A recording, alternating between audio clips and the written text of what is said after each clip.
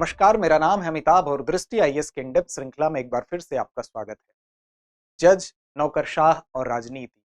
आज हमारी चर्चा का केंद्र यही है। दरअसल हाल में ये देखा गया कि स्वतंत्र संवैधानिक प्राधिकारी हों, वरिष्ठ नौकरशाह हों, इनके सेवानिवृत्ति या पदत्याग के बाद राजनीतिक दलों में सम्मिलित होने के ऊपर एक सवाल खड़ा हो रहा है और इस पर एक विमर्श और चर्चा का विषय यह बना हुआ है। ऐसे में आज हम इस संदर्भ को समझेंगे, ऐसे प्राधिकारियों का, ऐसे नौकरशाहों का राजनीतिक दलों में सम्मिलित होना क्या कानून सम्मत है या उचित या अनुचित के कटघरे में इसको खड़ा किया जा सकता है। हमारा पूरा संदर्भ आज इस पर केंद्रित है। आइए देखते हैं जज, नौकरशाह और राजनीति के अंतर्गत सबसे पहले किन बिंदुओं को हम कवर करेंगे। बात हम खबर की करेंगे, चर्चा में क्यों है उसको समझने का प्रयास करेंगे, क्या संवैधानिक प्रतिबंध है उसको भी देखेंगे। इस पूरी प्रक्रिया में संविधान क्या इसको प्रतिबंधित करता है इसको समझेंगे। राजनीतिक पद के संदर्भ में क्या बात कही गई है उसको भी हम समझेंगे।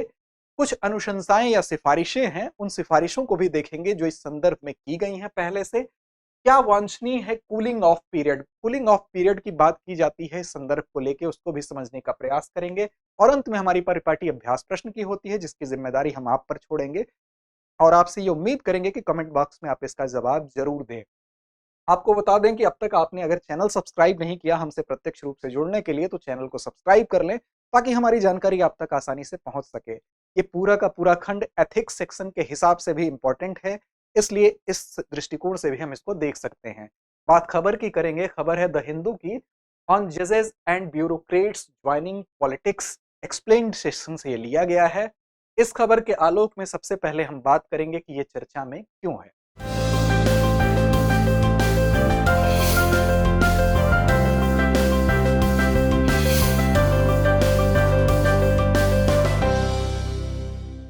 दरअसल मामला यह है कि हाल ही में कलकत्ता हाईकोर्ट के एक जज ने और एक वरिष्ठ आईपीएस अधिकारी ने अपने पद से इस्तीफा दे दिया।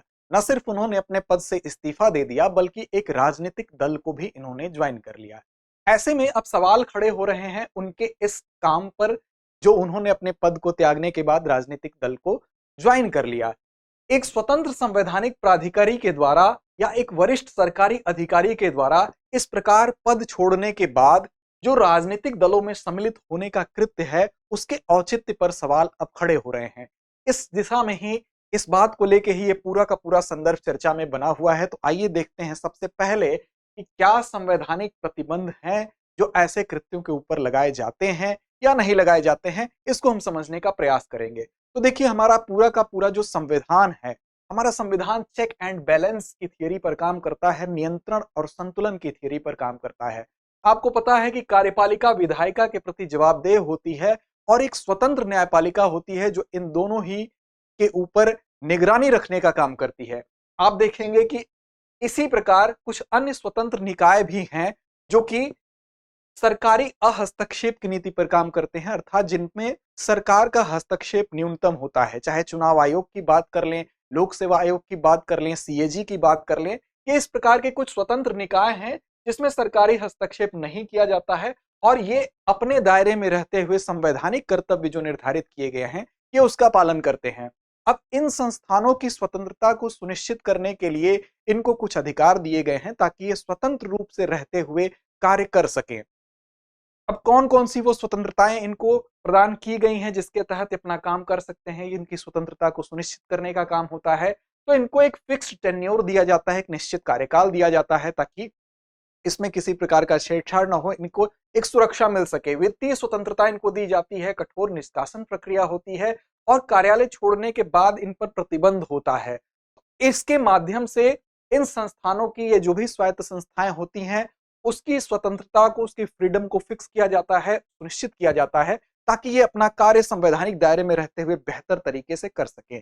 अब क्या इस पर हम जो अभी बात आपसे कर रहे थे कि संवैधानिक प्रतिबंध हैं, तो संवैधानिक प्रतिबंधों की कड़ी में अगर आप देखेंगे तो सर्वोच्च न्यायालय की अगर न्यायाधीश की बात की जाए तो सर्वोच्च न्यायालय का न्यायाधीश अगर वो अपना पद से सेवानिवृत्त होते हैं या अपना पद त्यागते हैं तो उसके बाद उन पर कुछ प्रतिबंध होते हैं। क्या प्रतिबंध है? तो भारत में किसी भी अदालत या प्राधिकरण के समक्ष एज ए वकील, एक वकील के तौर पर सर्वोच्च न्यायालय का न्यायाधीश उपस्थित नहीं हो सकता है।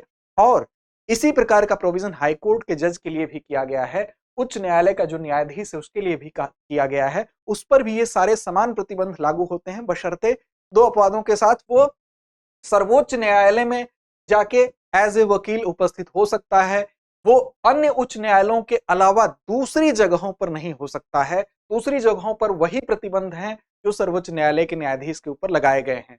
साथ ही सीएजी और लोक सेवा आयोग के अध्यक्ष और सदस्यों की अगर बात करें तो इनके सेवानिवृत्ति या पदत्याग के बाद की जो कंडीशन है उसमें देखेंगे तो इनके ऊपर ये कहा गया है कि केंद्र या राज्य सरकार में कोई भी अन्य रोजगार ये धारण नहीं कर सकते हैं, और ये व्यवस्था इसलिए बनाई गई है ताकि किसी भी प्रकार के लाभ के पद को अगर ये प्राप्त करेंगे तो वहां पर पक्षपात की गुंजाइश होगी। पक्षपात की गुंजाइश कैसे होगी?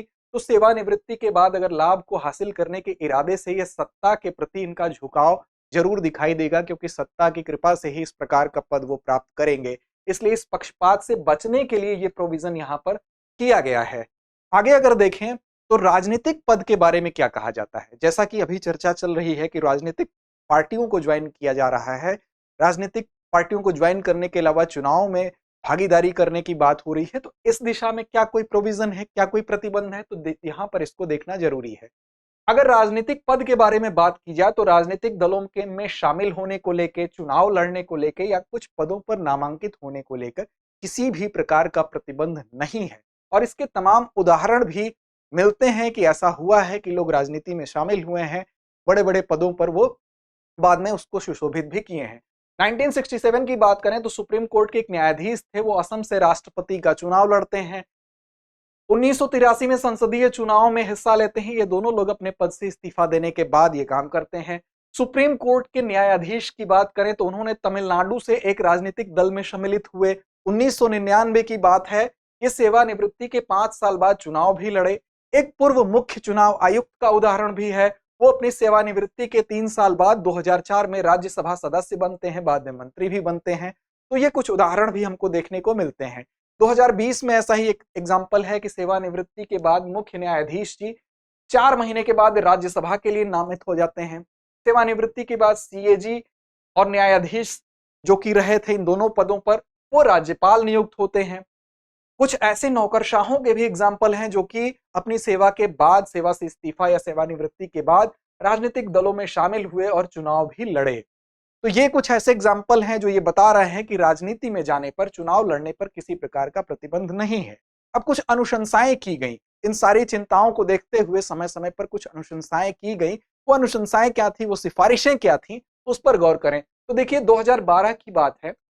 2012 में चुनाव आयोग के द्वारा एक अनुशंसा की गई, सिफारिश की गई। केंद्र सरकार से यह कहा गया कि केंद्र सरकार एक प्रोविजन को चाहे तो करे, ये सिफारिश है चुनाव आयोग की। उसने कहा कि जो शीर्ष नौकरशाह है, अगर वो सेवानिवृत्त हो जाता है तो सेवानिवृत्त होने के बाद राजनीतिक दल में अगर शामिल होना चाहता है या चुनाव लड़ना चाहता है तो उससे पहले एक ऐसी अवधि निर्धारित की जाए जिस अवधि को कूलिंग ऑफ अवधि कहते हैं। इस अवधि का मतलब ही है कि इस अवधि के दौरान किसी भी अन्य पद को धारण नहीं किया जा सकता है। इस अवधि से गुजरने के बाद ही ऐसा किया जा सके।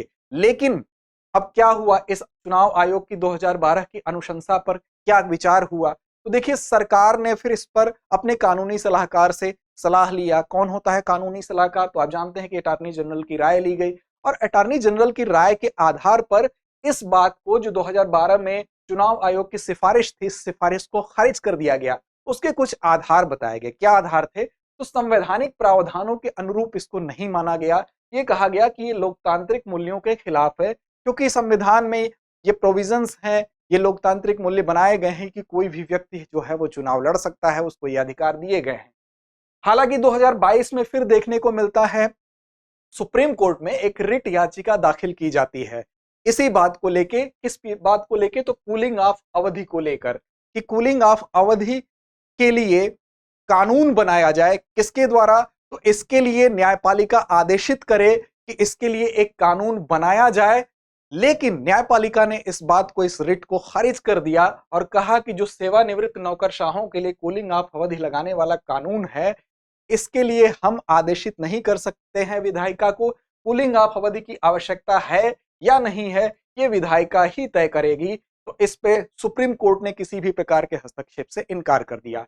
तो आप देख सकते हैं चुनाव आयोग के द्वारा 2012 में एक अनुशंसा, रिट के माध्यम से 2022 में अनुशंसा की गई, लेकिन सरकार के द्वारा इसे संवैधानिक प्रावधानों और मूल्यों के खिलाफ बताते हुए इसको खारिज किया गया। अब देखिए क्या वांछनीय है कूलिंग ऑफ पीरियड, क्या कूलिंग ऑफ पीरियड की आवश्यकता है या नहीं है, इस पर भी विचार करना आवश्यक है। इसी को लेकर आजकल चर्चा हो रही है।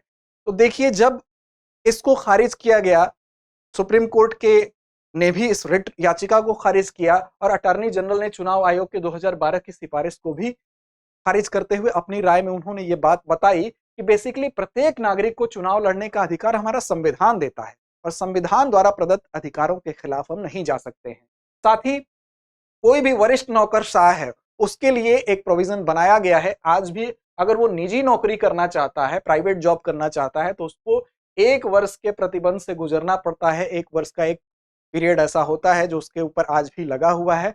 इस पीरियड में अगर वो ज्वाइन करना चाहता है तो स्पेशल कंडीशन में उसको केंद्र सरकार से अनुमति लेनी पड़ती है। पहले 2015 से पहले ये समयावधि 2 वर्ष थी, 2015 के बाद 1 वर्ष कर दी गई है।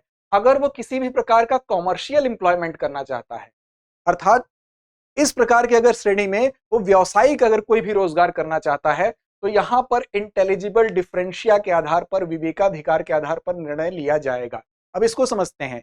देखिए यहां पर विवेकाधिकार की बात क्यों की जा रही है, क्योंकि सपोज दैट अगर आप देखें कि कोई व्यक्ति है, अगर वो एक सचिव के तौर पर इंफॉर्मेशन टेक्नोलॉजी डिपार्टमेंट में काम किया है और सेवानिवृत्ति के बाद वो किसी ऐसी निजी कंपनी में एक परामर्शदाता के रूप में, एक सलाहकार के रूप में काम करने लगता है जो कि इंफॉर्मेशन टेक्नोलॉजी से ही संबंधित है, तो उस विशेष कंपनी को अपने अनुभवों के आधार पर वो विशेष लाभ पहुंचा सकता है। इसलिए यहां पर यह कहा गया है कि इंटेलिजिबल डिफरेंशिया अर्थात विवेकाधिकार के आधार पर यह निर्णय परिस्थितियों को ध्यान में रखते हुए लिए जाएंगे कि ये अवधि कितनी हो सकती है, 1 साल हो सकती है, अधिक हो सकती है, कम हो सकती है, या इस पर जो भी प्रोविजन बनाए जाएंगे।